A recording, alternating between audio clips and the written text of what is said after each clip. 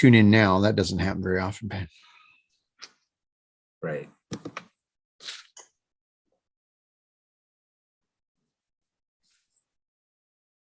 Pokey there. And okay, there we go. Okay, so just start with vocabulary, and since you're the student, I'm going to let you go through. Right. And I think what we're going to do is they're giving you both forms, but all I'm going to have you do is just go through the present tense form and its translation. Okay. So the first present tense verb is akuo, I hear. Apostello, I send out. Archomai, I begin. Baptizo, I baptize, I immerse. Blepo, I see. Grapho, I write. Decomai, I receive. Didasco, I teach. Doxaso, I glorify, praise. Thelo, I desire, wish. Thera, oh, that's the therapy one. Therapeo. Huo. Therapeutic. Yeah. Think therapeutic. Think therapeutic. Therapeutic. Yep. Right. Therapeo, I heal. Keruso, I proclaim or preach. Pytho, I persuade. Pempo, I send. Pisteo, I believe. Pistuo. Yeah. Pistuo, I believe. So I save. Thero, I bring. I bear, I bring, I carry. Yeah. And a lot of that vocab we've had before, but they're taking some of those verbs and then they're going to give you the forms on the other side, which is what we're looking at. So, okay. Then our supplemental vocabulary from the workbook. Okay. So that's archipeus. Archipeus? No. Oh. Isn't archipeus? No, you're pronouncing one of the letters two different ways, depending on because it occurs twice in there. Rho is archirus. Oh, yeah, right. I said a P. Sorry, That's right. That's so funny how I do that. So archirus. That's right. Okay. And arch meaning chief. So a high priest versus Iris. Reus. Okay. And then we have Eon or Aeon. Aeon, yeah. Aeon. It's kind of hard to see that. So it's well, it's if. Here, let me blow it up again. Okay. There we go. How's that? There we go. Is it Engiso? Oh, and Aeon, just for clarity, with if, Aeon is a contraction of I, epsilon iota, which we've already learned is if, and then on, those last two letters, which are a particle of contingency. It's really kind of an untranslated particle. You can put just on with certain things and it makes it something about it contingent. So this is a stronger if in the sense of if it happens, it might not. Okay. Versus I. Right. Very much so. So okay. It's not like the word for sometimes you see if like a sense. Right. That on doesn't really take that sense. Okay. There's definitely more contingency to it. Okay. Angiso? Okay. Ethnos, Eos, Ta. Emauto. Well, ethnos from the nation or Gentiles. A lot of times you're going to have translation. You're going to translate it nations. Okay, go on. It's emautu. Myself, emautes, emautu. Evangelizo.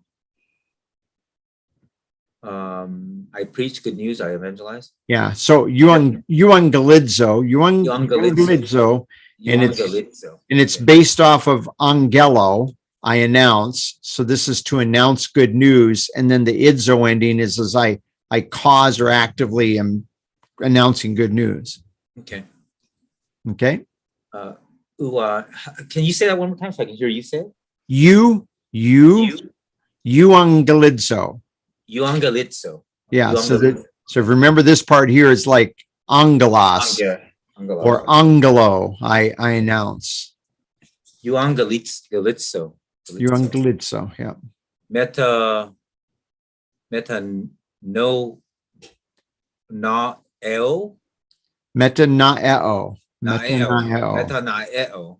Okay. That's I repent, change my mind. Yeah. And it's Tote. so it'd be like meta Meta. after, and then naeo would mean to exercise the mind. The mind is nous, and this is a verbal form of the mind.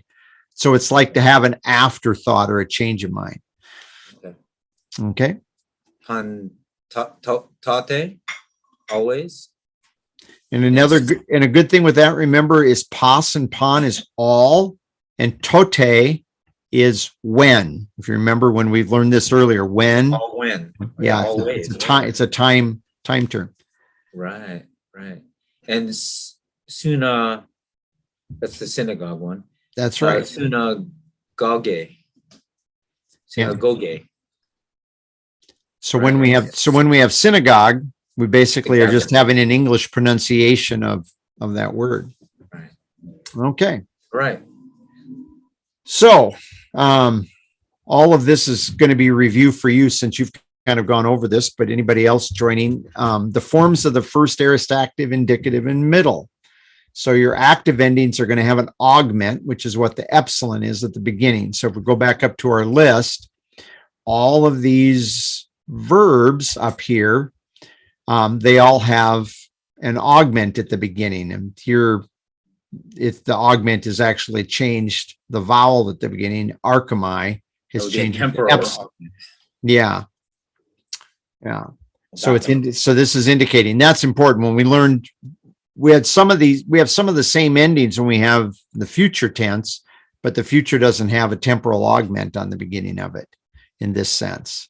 Not the one that we have here. And some verbs are just, you have to memorize it. You have to know. They're just not following that format, but they have their own form, right?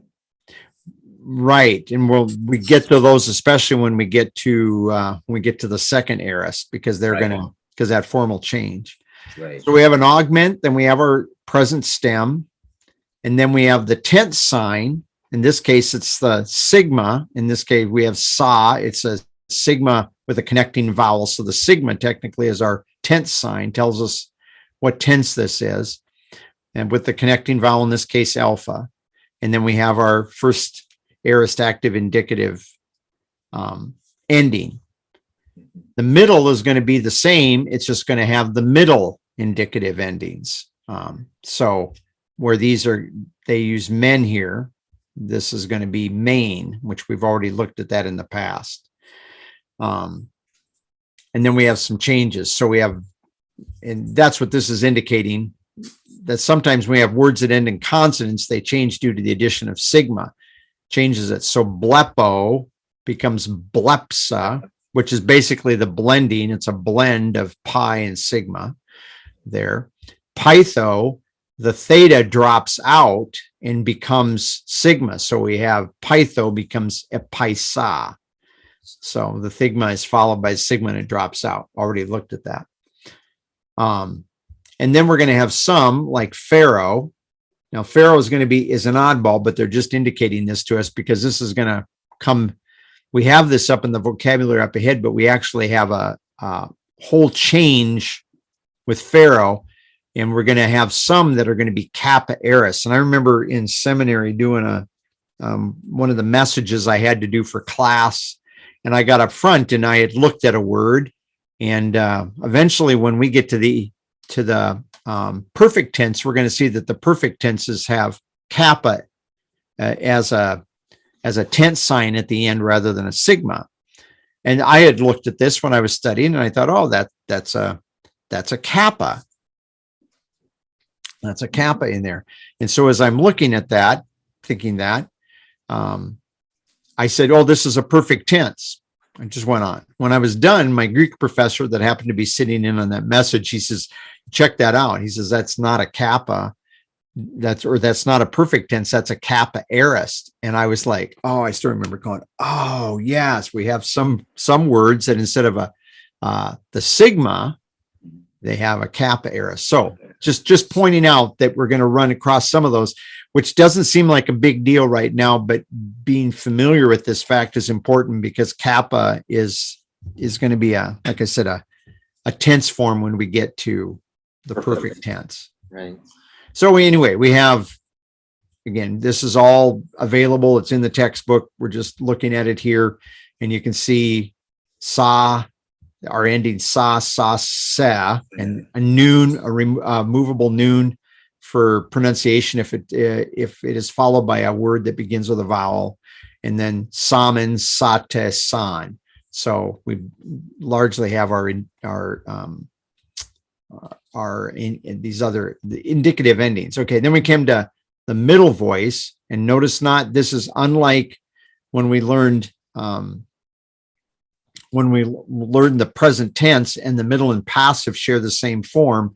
In this case, the middle and the passive of the aorist are going to be different. So the middle indicative in the aorist is going to have these other endings. So we're going to have main, u, ato, metha, estha, unto. And then we have the tense sign before it, all of them with an augment. None of that, you don't have any questions about that, I'm pretty sure, right? No, there's an infinitive though on the first In the aorist active indicative. Yeah, It's and like a middle form though, with no augment. right, yeah, because there's no augment on the indicative because it doesn't, because the indicative, or excuse me, the infinitive doesn't have time. I'm sorry. Pardon me. My throat is kind of scratchy back there. So there's no question on form. I know we kind of blitzed through that real fast, but I realize you have most of this down. The formation of the aorist is actually pretty simple, and it's all it's all explained here at the active and the middle endings. It's not all that hard. Right. You had actually asked a question about words such as we have, and we're going to see this here, and I'm going to bump ahead to this. Pharaoh, we actually have a change of form here. It actually goes to another stem for its aorist form, and it's a ninka. So we kind of put all this together. So keep in mind this. I think I may have this noted down here, but when we go to oh man, I messed this up. For some reason, I ended up with Phebo, not Pharaoh. Oh, but you know what? I can fix that right here. Just a second. Right. Give me a second to fix this. There we go. Since this is actually my program, I can do that. But Pharaoh, and notice that one up above was ka. Here it's Khan. So, and this is, we haven't got to the lesson yet, but this is second aorist. Right. And so sometimes you're going to have some verbs like Pharaoh that you're going to come across places that it's going to have a second aorist ending, or it may occur with the first aorist ending. You already asked me this question, 2 or 3 weeks ago? Right. When you were working on this on your own. Right. And the difference, and I don't know if I think I explained this to them, but for anybody else that's listening in, what happens is we're having a transition from the way they spelled words at one time in the past, moving into the time when the New Testament is being written. And so people have probably learned some of these words in this manner, and some of them have learned them in other manners. And we have some words like that in English, where, especially if you have older English books you look at, you're going to see that they create past tense is different than we do past tense now. And it's just the fact that they were in this transition, and both of them are valid. There's no difference, and there's not a problem that with anything. It's just for us to be aware that sometimes you're going to see a form they're going, wait, that's not the way I learned it. Oh, but it does occur in this other. Would you say that the second aorist form is an older form than the first aorist? See, now Or maybe it came first. I think the second aorist is what came first, and I think that the first aorist is what is. I think the first aorist is the one that was current at the time of the New Testament. It's replacing. I think that's the way. This is what they think is going on. I'm trying to remember because I did a little background on the why we have these two different sets of forms.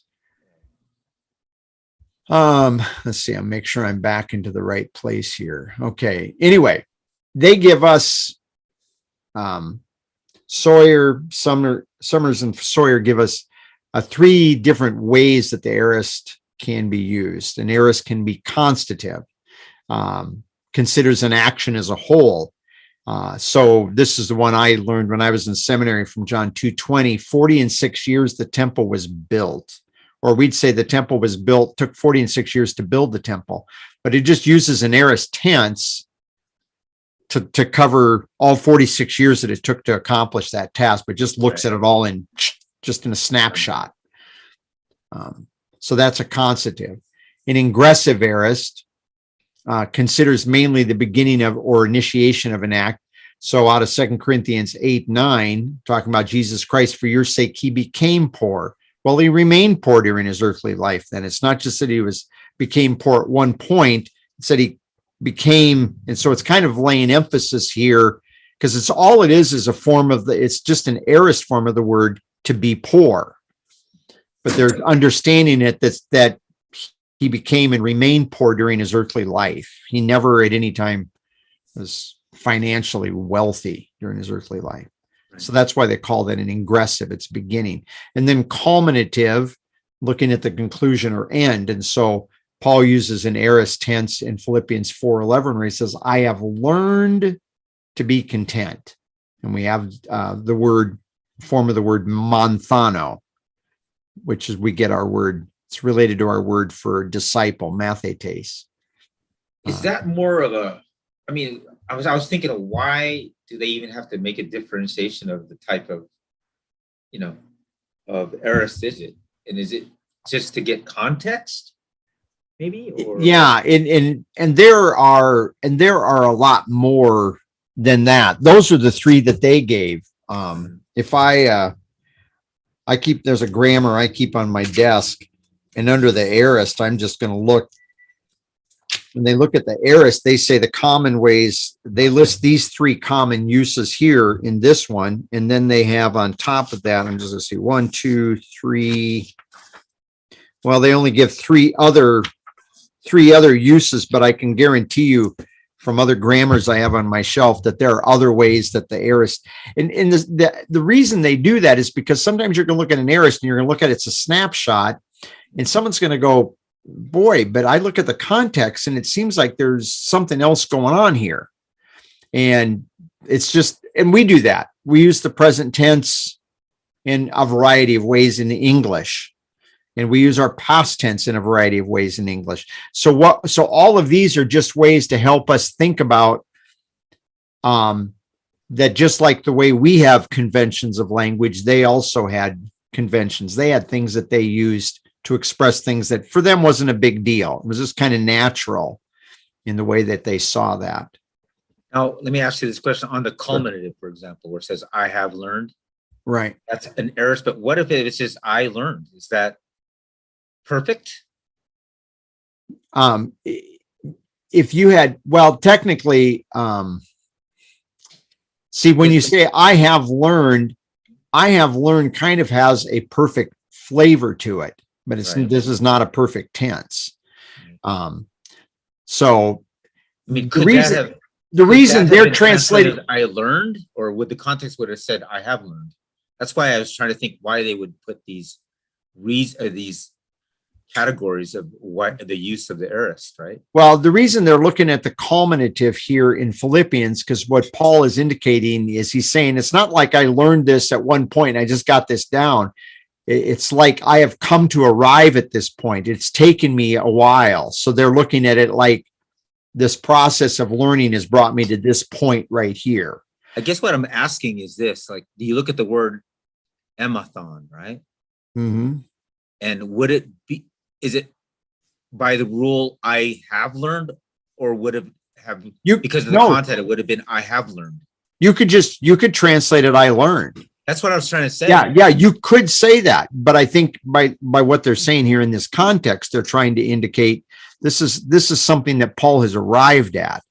So by the way, though, you have to look at the context to come to that, right? To translate it to I have learned. That's right. If you just have that sentence by itself, you don't know anything else about it. Right. Yeah, they're taking this. I learned with the same emathon. Right, exactly. And it's the same thing up there. We'd say 40 and 6 years the temple was built. The reason they look at this as consecutive, just kind of looking at the whole thing, is because, well, he uses an aorist tense. He's kind of, we're flying up above all of this, and we're looking at the 46 years, which seems to be a fairly long time, but he just sees it as a snapshot in the middle of all this. And it's the same on thing. The second one, could it have been just if you're not looking at the context, could it have been translated for your sakes he was poor? Yeah, you could say that. Right. Yeah. For your sakes he was poor. Right. They're looking at it when they say he became poor. They're looking at it in the context that, and I think that the reason they do that is here. I've got to look in my Bible, because there's a context to this that will actually help us on this. Second Corinthians. I guess what I'm getting at is you really got to look at the context to see right. the better translation of that aorist form. Because if you just look at the form and go per the rule, it's he was poor or he became poor. There's a difference. And so let's say the rule was he was poor, because that says he was poor. But when you look at the context, it'll say, it's better stated as he became poor. Right. And you have to look at that. And this is the reason for it, because in the Greek it says because, or for your sake, or on account of you, literally in the Greek it's that, on account of you he became poor, but then the next two words being rich. So that's why they're looking at it as he became poor. It's not like he was poor, but he was rich. That's not what it's saying. It says this one having been or being rich, he became poor. That's and then that's a playoff for the next part where he says, in order that by that one's poverty, you might, again, the same thing, you might become rich. And he uses a subjunctive form in the next one, trying to indicate you have the potential to become rich in this. When I was looking at the different, the different interlinears that I have, it's interesting to see how they, somebody do it per the rule, right? Like the ESV could be, or which would be where, and then you look at it when they actually wrote it in the margins, it's not what they had in the literal. Does that make sense? It does. Yeah. So I'm sorry. If you literally translate every one, you without taking context in consideration, it could sound the translation will be different, but then it won't make sense. Right. Or that's where error could be on a lot of the way things are translated because of that. Right. You don't understand. Not only that, just really understanding the truth, right? Yeah, we want to be as literal, normal, or faithful to the text as we can, but context drives the meaning on words. It drives the meaning on texts. A tense. A tense isn't something that is static. A tense is something that's fluid depending on its context, the way it's used. That's where somebody's theology could change the translation. Oh, sure. Yeah. But we get that all the time. If you have one person speaks one language and then another person trying to learn that, they hear us when they're not very familiar with certain things. They're going to hear us say things in English and they're going to go, "Well, that seems like an odd way to say that." But we're accustomed to it. An English speaker goes, "Oh, well, that's what they mean." But maybe somebody just trying to learn it seems really odd. That's like in idioms. Very much so. Right.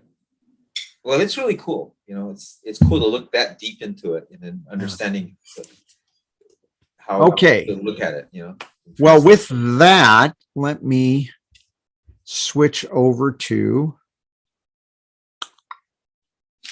pull this up here now. And where are we here?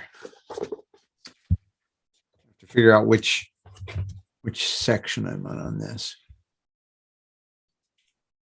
Oh, this is right. This is where we want to be. And let me make this larger. Oh, you can't even see it yet, what I'm doing. Okay.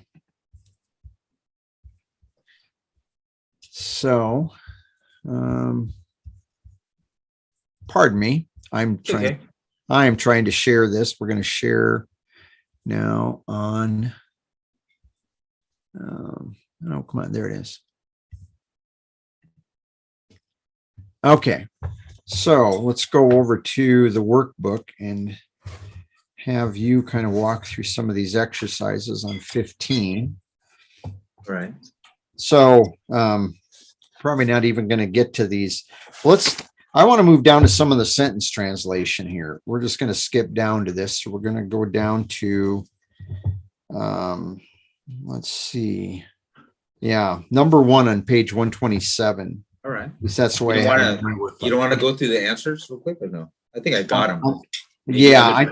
Did you have any questions on any of those other ones? Not really. I mean, 15.2c was the one that was, you know, do some verbs appear in both first and second, explaining. Right. And we already kind of talked about that. And they do, and that had to do with the transition of the language. So, right. Okay.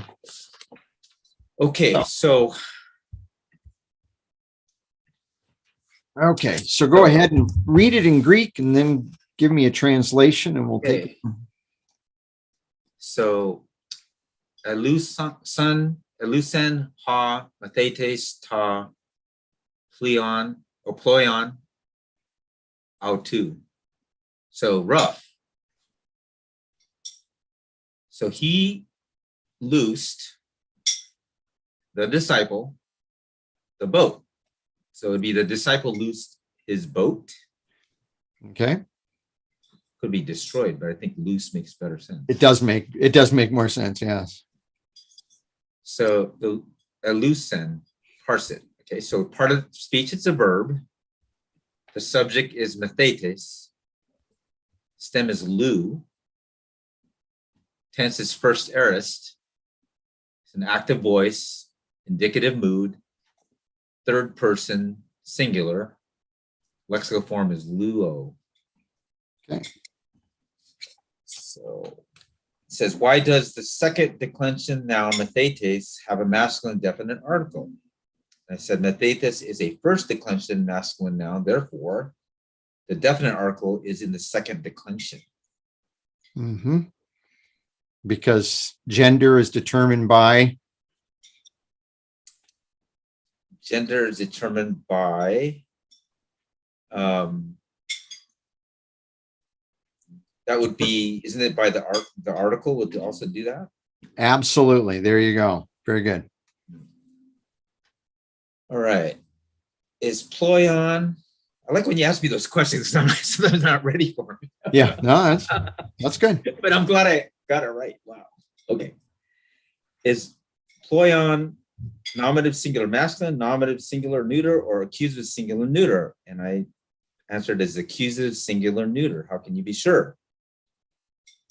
Okay, so ploion, boat, is the direct object of the aorist action.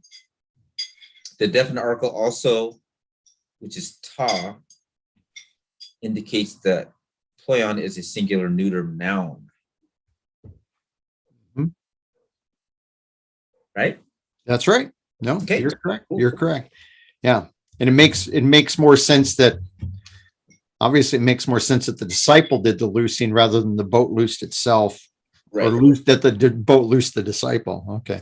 Right. I'm trying to get more answer rather than it makes sense, all the time. Right. Oh, I don't. Yeah. Does it make sense? But why? You're doing it right. No, you're doing it right. I'm trying to get the technical answer on there. So, all right. But my first response is always, it makes sense. Just Sure to be does. candid, all right. Okay, ta tekna. I'm on number 2. Yep. Ta tekna. Epem siamen. Epem siamen. Pimp Sawman. Epem Pimp siamen. Sawman. Epem siamen. Ek tu oiku. Rough. Okay. The children, plural, the children, we sent out from the house. So we sent the children out from or out of the house. Okay. Dissect and parse hemp siamen. It's a verb. First aorist tense. Voice is active. Mood is indicative. Augment is the epsilon. First person. Plural. Lexical form is pempo. Stem is hemp si. And ending is main. Connecting vowel ah. Okay. Back up a second. What did you say the lexical form is? I said the lexical form is pempo. Okay. Okay. And the stem is pemp c. It changes the p becomes the c. Mm-hmm. Psi or whatever. Yep. So, Main as the ending, connecting vowel alpha, and the subject is we. okay. Okay, why is ta tekna not the subject of epempsiamen? Ta tekna is the direct object of the aorist action verb epempsiamen, and it's a first plural we, so it's the subject. So ta tekna can't be the subject. I would suggest there's one other issue there, and that is if it's, because we could translate it if we had it, we the children, but then we don't have an object in the sentence. What are we sending out of the house? There's no object. No object. Right. I'm saying ta tekna is the object. Right. Exactly. Exactly. Okay, C, is oiku in the genitive or ablative case? And I said, the ablative case, on what do I base my answer? It says there's a separation. Also, when you look at the sense of the meaning of the sentence, there's a separation, but also the preposition ek is used with the ablative case. It's a case of separation. Very good. So a lot of times the preposition will just indicate the best way to use that case. It'll help clarify. It'll help clarify. Right? Yeah. So, okay. Number 3. Ego pantate, edidaxa,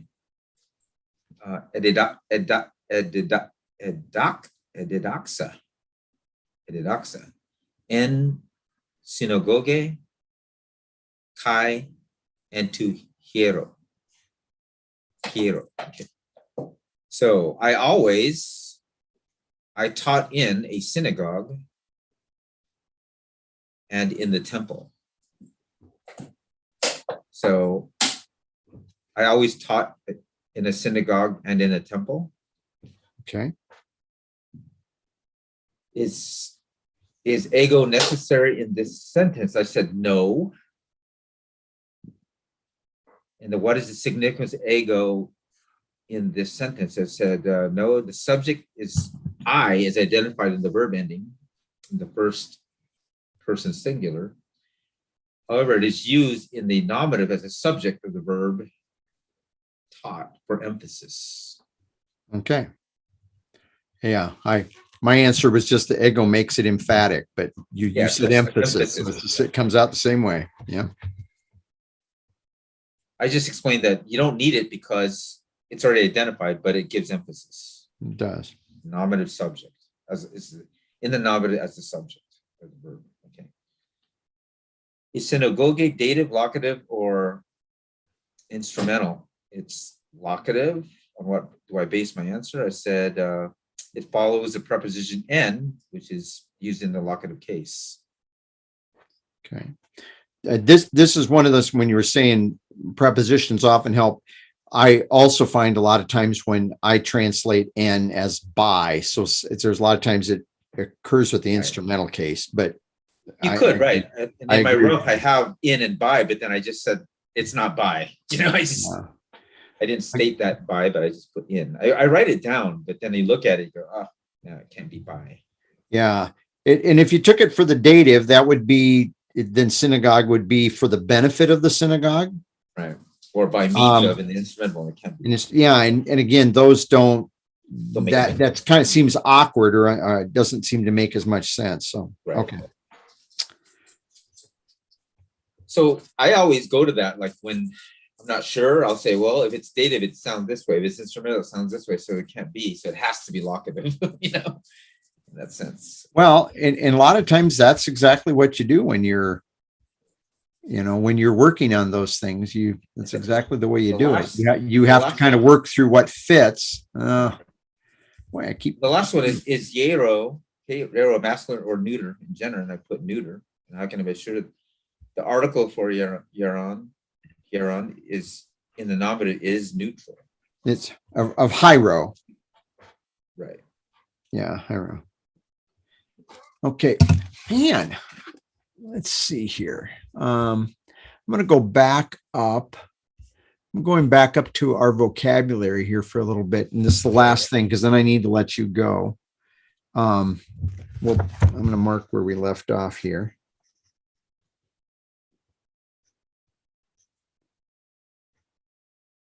Okay. The second vocabulary word, we have apostello up here. And we talked about archimai, how the beginning vowel changes form to indicate the epsilon here. But apostello, can you explain to me here with apostello? Can you see that okay? Do I need to make right. that? I think what happens here that the alpha at the beginning of apostello does not change in the aorist? Can you? Isn't it one of those odd verbs that you just got to know? I mean, I went to the back and you look, like in a lexicon says this is the second aorist form of it, right? No. One of the reasons, or no? Or there's nope. No. That's not the reason. And maybe it's because it already starts with that the way that when it's spoken. The reason is this, the last part of this is the main stem that this is built on. It's stel for stello. And apo is a preposition that's affixed to the beginning. I send away, I send on a mission technically, or send on with a purpose. Right. I know you're right. So it's technically, in this case, the augment is added between them, the preposition and the main stem. Right. Yeah. There's one where I had to look at that too. And you're right. Because when you're looking for the stem, it's definitely that you got to, that apo is that's going to be a syllabic augment in front of the estel. Right? There you go. There it is. There you go. Good job. Good job. I was going to catch that earlier, and I thought we're going to do that before we finish the exercise part today. So, but there are other words though. There's still others that just when you're trying to search for what the stem is, you're trying to think, okay, what is it? The stem is that's what helped me figure out what the words are. What's the stem? Right. Then you can find out what the lexical. Then you figure it out. I had one of those. Which for people that are following online, Joe already pointed this out, but in the back of our textbook, in the back there, they actually have a list of the principal parts of the verb that you can use to look up. And there are some lexicons will have a list of verbs, especially with different forms in the back, that if you flip those lexicons to the back pages, they may have 20, 30 or more pages of words that have these different endings, and they break some of them out. I have a couple of them that do that. Not all of them do, but so. Okay. Thanks, Joe. Right. We need to let you get going. And so why this has been good for me is because I hadn't have your help and I had to try to figure this out. And dictives, I couldn't figure it out, some of these. And all of a sudden I think, oh yeah, there's the symbolic there's the